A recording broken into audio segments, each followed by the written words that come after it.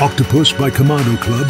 Pirmiausia, mes apsivirsim aštunkojį, užviriam kamado vandenį, gali būti ketaus puodas, aišku, geriausia ketaus puodas, svogūnas, česnakas, morkytės ir salieros stiebai. Ir salieros stiebai. Prieskoniukai ir pipirų žirneliai.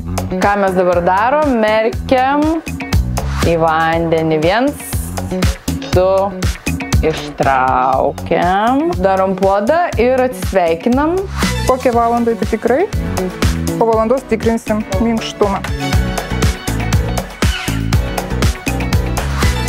Laukiam, kol įkais ketaus keptuvę. Gerai, pasiruošiam nektarinus. Sviestukas pasilydo. Reikia net šiek tiek palaukti, kol jis taip maloniai įrus. Tada gaunasi deginto sviesto aromatas. Jis labai yra pageidaujamas visose patiekaluose. Vadovas pasakė, metam česnaką ir rozmariną, kad įgautų irgi skonio paskrustų. Česnakas, jeigu matot, kad kepimo metu jau pradeda stipriai ruduoti, jį išimkit. Nektarinai. Kepam nektarinus. Galim paprieskoniuot, bet šiaip nebūtina. Jeigu prieskonius, tai labai čia tinka prieskoniai, į kurios įeina cinamonas. Mes nors turim kokias 17 keptuvių, bet mes kepsim šiandien ant grotelių. Nes gražiau tos.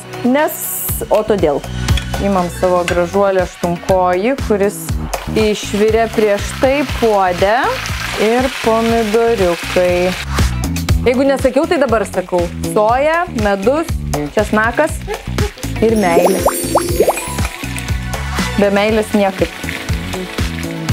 Ne per daug, nes čia yra medaus, meduje yra cukrus ir greit gali degti, tai per daug nereikia. Kaip gavo medaus, iškart pradėjo gražiai krudentis. Daug gražesnė spalva iškart pasidarė.